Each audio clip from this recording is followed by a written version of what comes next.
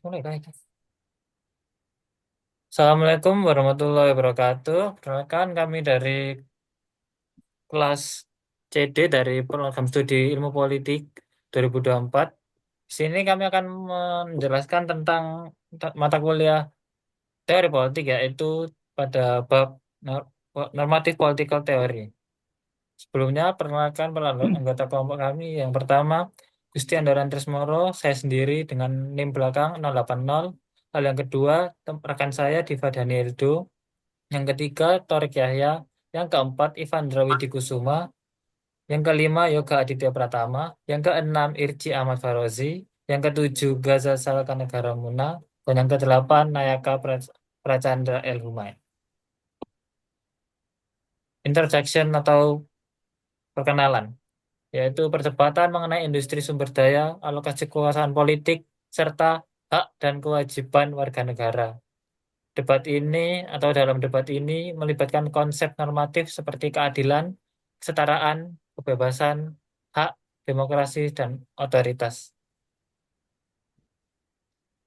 Konsep ini sering digunakan dan sering digunakan oleh bidang-bidang ilmu hukum. Ya. Konsep normatif berusaha menentukan tindakan yang seharusnya dilakukan, bukan hanya menggambarkan realitas realitas politik. Makna dari konsep-konsep ini dapat bervariasi, menciptakan perdebatan di antara individu dan politisi. Tradisi analitis berkomitmen untuk menyajikan argumen dengan jelas, tepat, dan ekonomis menurut Cohen pada 2011. Serta membedakan argumen normatif yang baik dari yang buruk. Ada keyakinan bahwa kemajuan dapat dicapai dalam memahami tantangan normatif yang dihadapi masyarakat. Teori politik normatif adalah bidang yang dinamis dan terus berkembang, dengan banyak perdebatan tentang makna dan penerapan konsep-konsep normatif dalam konteks politik kontemporer. Selanjutnya akan dilanjutkan oleh rekan saya. Di sini saya akan menjelaskan tentang methods normative political theory. Rawls on Reflective Equilibrium. John Rawls dalam bukunya A Theory of Justice memberikan penjelasan mendalam tentang keadilan dalam masyarakat, demokrasi liberal, dan metodologi yang berpengaruh bagi para teoretikus politik. Poin-poin yang saya dapat dalam materi tersebut yaitu yang pertama, Rawls mengusulkan prinsip-prinsip keadilan yang menjadi subjek debat hingga saat ini dan menunjukkan metodologi untuk membuat argumen keadilan politik yang kuat. Poin kedua, revitalisasi teori politik. Teori politik pernah dianggap remeh, namun belakangan ini mengalami kebangkitan dengan pendekatan analitis dari tokoh seperti Brian Barry. Poin ketiga, pengaruh HLA Hart. Karya peneliti hukum ini berpengaruh pada pemikiran Rawls. Poin keempat, kewarganegaraan yang bebas dan setara. Rawls mencari cara untuk mewujudkan ideal ini dalam kehidupan sehari-hari dengan mengakui bahwa pemahaman tentang kebebasan dan kesetaraan bisa berbeda-beda.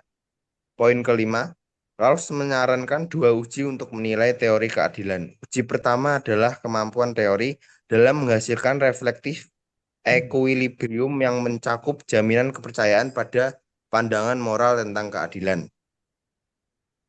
Selanjutnya, keseimbangan reflektif equilibrium. Penyesuaian timbal balik antara teori-teori keadilan dan pertimbangan moral kita sehingga selaras satu sama lain. Prosesnya, kita menguji teori politik atau moral untuk melihat apakah selaras dengan penilaian kita dan kita merevisi teori berdasarkan seberapa baik teori tersebut menjelaskan kasus-kasus tertentu.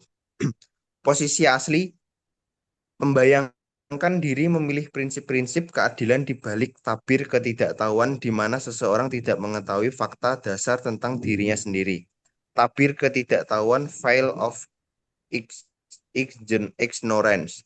Situasi hipotetis di mana seseorang tidak mengetahui kelas sosial, bakat, atau informasi pribadi lainnya saat memilih prinsip-prinsip keadilan.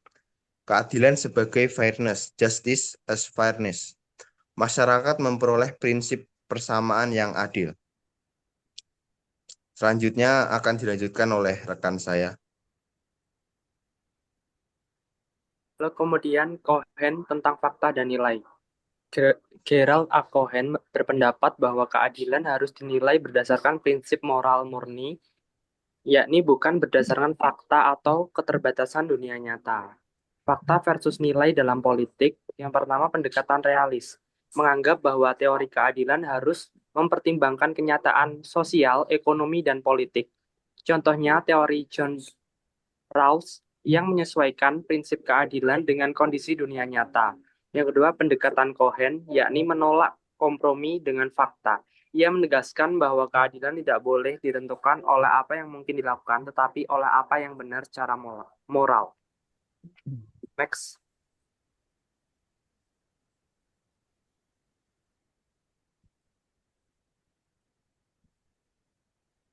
Yoga. Implikasi dalam kebijakan publik. Eh, Pengertian implikasi dalam kebijakan publik ini adalah konsekuensi ya, atau efek yang dihasilkan dari kebijakan yang dibuat. Implikasi kebijakan publik eh, bisa mempengaruhi masyarakat, lingkungan, dan keadilan sosial.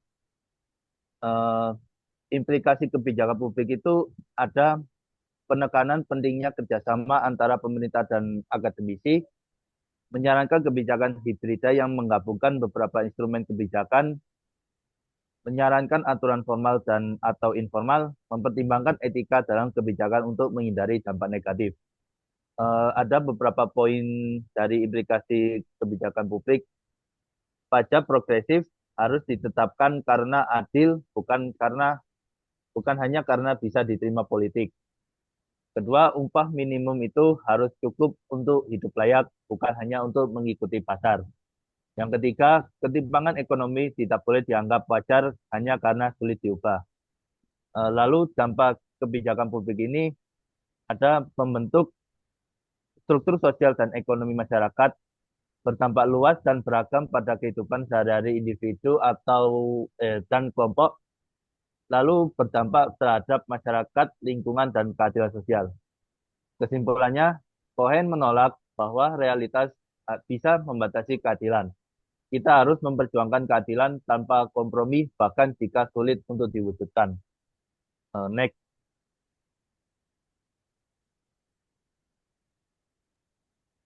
Selanjutnya, normatif teori and global justice. Studi tentang keadilan global telah berkembang dalam teori politik normatif, beralih dari fokus pada negara-negara individu ke prinsip-prinsip yang mengatur interaksi internasional, seperti perdagangan dan perubahan iklim. Pertanyaan kunci adalah apakah prinsip-prinsip keadilan dan kesetaraan yang berlaku untuk politik nasional juga berlaku secara global. John Rawls berpendapat bahwa teorinya tentang keadilan dirancang khusus untuk masyarakat individu dan bukan untuk dunia secara keseluruhan. Ia percaya bahwa prinsip-prinsip keadilan termasuk yang di egalitarian hanya berlaku ketika kondisi sosial tertentu terpenuhi. Penjelasan Rawls tentang keadilan global menekankan pentingnya membantu masyarakat membangun institusi yang efektif yang menghormati hak asasi manusia daripada mendistribusikan kekayaan untuk mengurangi kesenjangan dalam standar hidup antar negara. Next. Rawls mengusulkan beberapa alasan mengapa negara memiliki kewajiban yang berbeda kepada warganya dibandingkan dengan orang luar. Yang pertama, sifat koersif dan institusi negara. Yang kedua, dampak luas yang dimiliki institusi negara terhadap peluang hidup. Dan yang terakhir, hubungan timbal balik antara warga dalam suatu negara.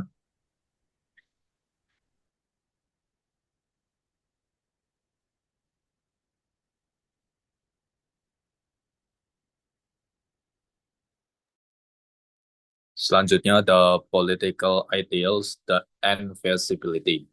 Yang pertama, perbedaan ideal dan non-ideal dalam teori politik. Rawls membedakan antara teori ideal dan non-ideal dalam membahas keadilan. Teori ideal menentukan prinsip keadilan dalam kondisi ideal, di mana orang mengikuti aturan dengan sempurna.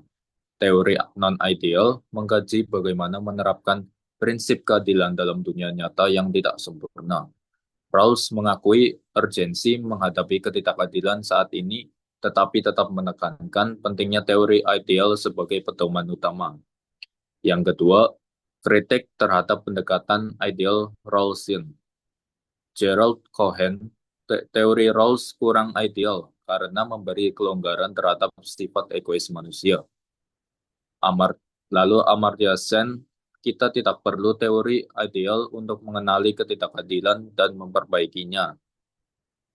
Beberapa kritikus menilai teori ideal bisa menyesatkan atau tidak relevan dalam perjuangan nyata melawan ketidakadilan. Lalu yang ketiga, peran fakta dalam teori politik. Ada perdebatan apakah teori politik harus mempertimbangkan fakta sosial, ekonomi, dan politik. Jika fakta penting, maka ahli teori politik perlu bekerja sama dengan ilmuwan sosial dan ekonom. Jika fakta bisa diabaikan, maka teori politik bisa fokus pada prinsip tanpa mempertimbangkan penerapannya. Berikut bisa dilanjut oleh teman saya. Kemudian nomor 4 ada yang namanya perdebatan tentang kelayakan dalam teori politik. Di pertanyaan utama, haruskah prinsip politik ditolak jika tidak dapat direalisasikan? Kelayakan politik sering dikaitkan dengan kesediaan masyarakat untuk mengikuti suatu prinsip. Rawls dalam bukunya berkata, stabilitas adalah faktor penting yang dalam prinsip keadilan, prinsip yang tidak bisa diterapkan dalam jangka panjang harus ditolak. David Islam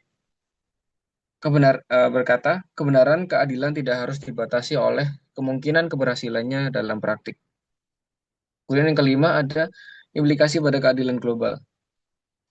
Apakah tuntutan redistribusi global realistis jika masyarakat tidak mau berkorban untuk orang di negara lain? David Miller dalam bukunya berkata, identitas nasional adalah faktor penting dalam motivasi masyarakat untuk berbagi sumber daya. Kemudian Islam menentang gagasan bahwa ketidakmungkinan praktis dapat membatalkan kewajiban moral untuk bertindak adil. Solidaritas global dapat dibangun secara bertahap melalui perubahan politik dan ideologi. Kemudian yang keenam, kesimpulan tentang kelayakan dan cita-cita politik.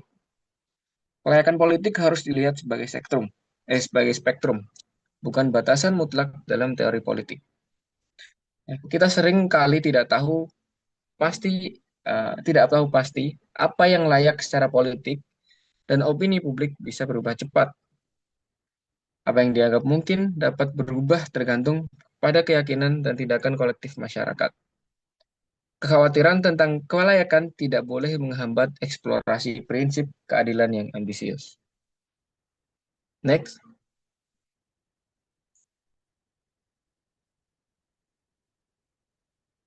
Maka bisa disimpulkan bahwa materi ini menyoroti teori politik normatif yang membahas konsep keadilan, kesetaraan, dan kebebasan dalam sistem politik. Pendekatan John Rawls menekankan prinsip keadilan yang ideal, sementara Gerald Cohen menegaskan bahwa keadilan harus berlandaskan moral murni tanpa kompromi terhadap realitas sosial. Selain itu, keadilan global juga menjadi topik yang penting dengan diterapkan dalam hubungan internasional.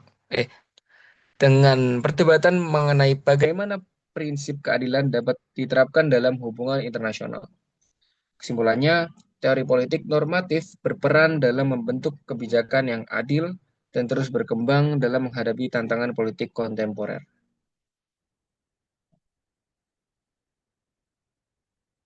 Saya kembalikan ke Christian Daru.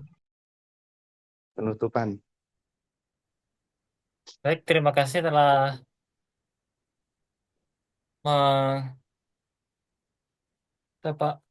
terima kasih telah menonton Telah video kami. mendengarkan Terima kasih telah mendengarkan materi kami. presentasi kami.